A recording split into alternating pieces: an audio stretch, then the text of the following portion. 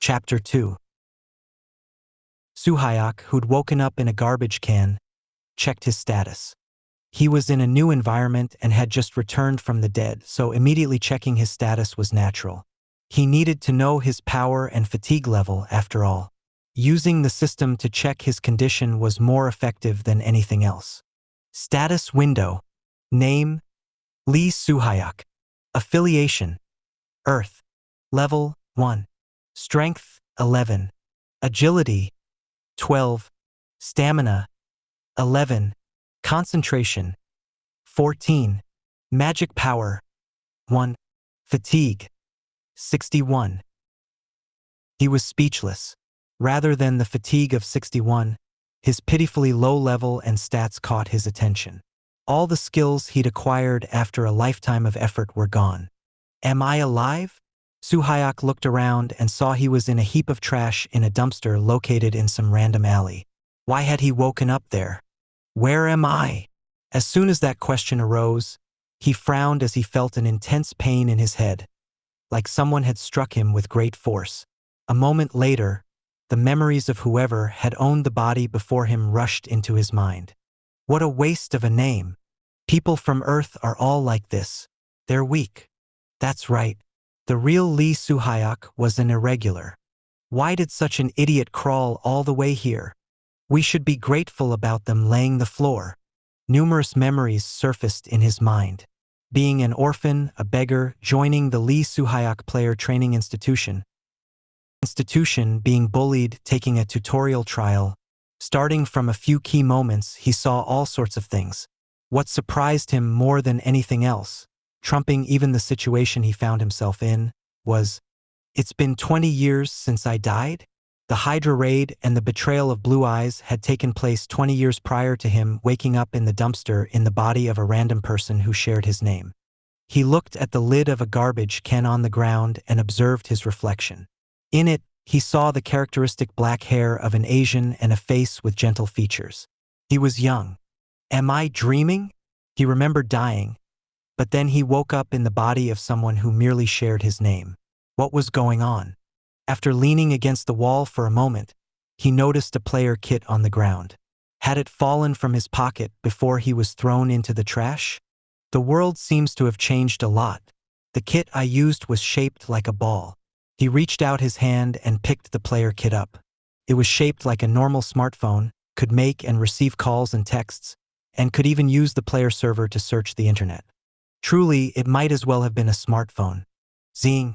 As soon as he touched it, the kit recognized his fingerprint, and letters appeared on the white screen. What do you want to search? He fell into thought.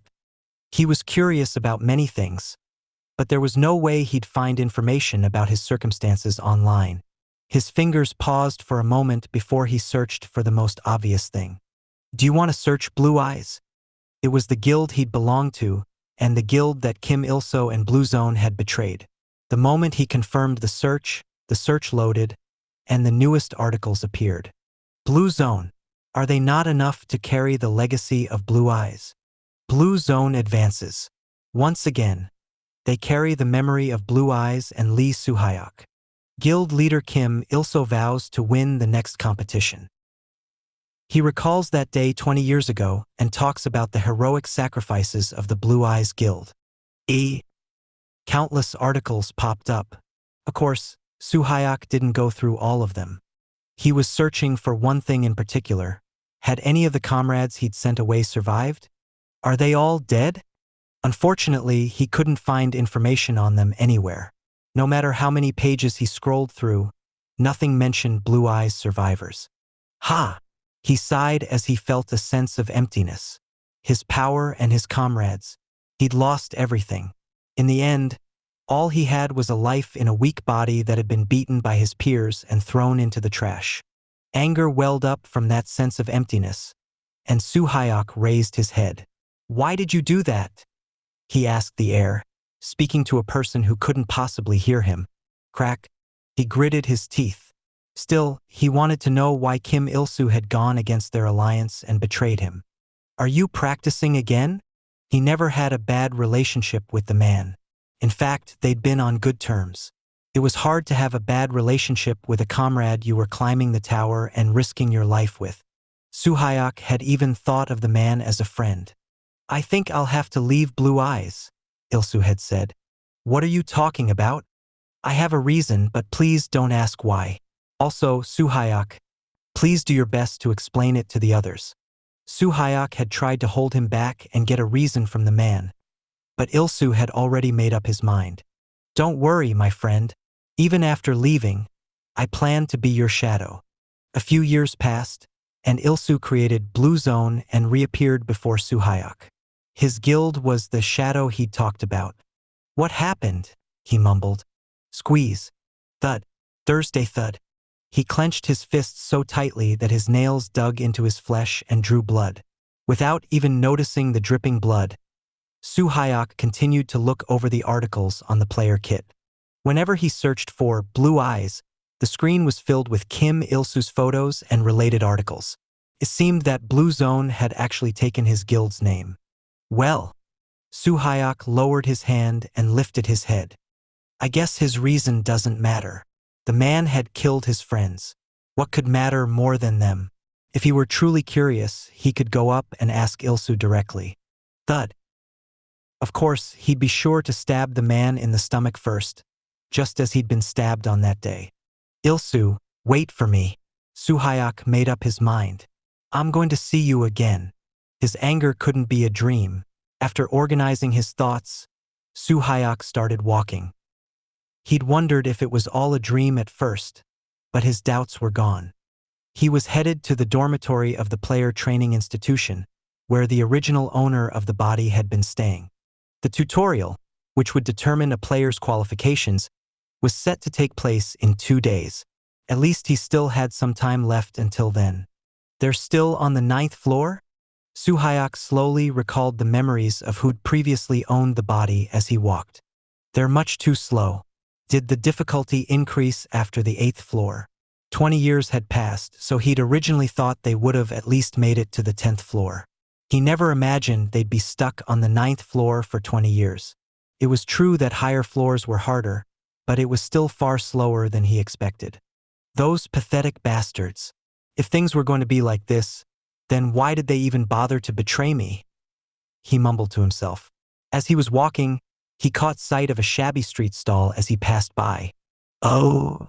One of the displayed items caught his attention. My mask. He'd worn a mask in his active player days. There wasn't a special reason for it other than that he'd started in his early days and hiding his face was convenient. It was a black mask with golden stripes, Suhayok's trademark. Seeing it being sold in a store on the lowest floor was surprising. 50 points. Are you going to buy it? The middle-aged man running the store asked through a yawn. Suhayok paused for a moment and checked his points. 1,010 points? It wasn't a generous amount, but it was practically all he had. Usually, an unemployed player with no immediate income should have saved the points. You've paid 50 points. It wasn't his money anyway, and it could be earned again. Is this what's trending these days? After purchasing the mask, he took a look around. The middle-aged man who'd sold him the mask asked, Are you a fan of Lee Suhayok? Yes. Not knowing how to respond, Suhayok pondered for a moment. If he claimed to be the man himself, he would probably be considered out of his mind. Saying he was a fan of himself was embarrassing, though. Something like that, he eventually said after some thought. Something like that? Then why did you buy the mask when you aren't even a fan? Are you one of those people trying to imitate Lee Suhayok? The middle-aged man clicked his tongue and gave him a suspicious look. Imitating Lee Suhayok? What's that? Don't you know? I guess you aren't one of those guys. Then you must be a fan. The middle-aged man, who answered his own question, nodded his head and pointed. Go over there. Although it's small, there's a memorial hall. A memorial hall? Based on your reaction, it seems that you haven't been there yet.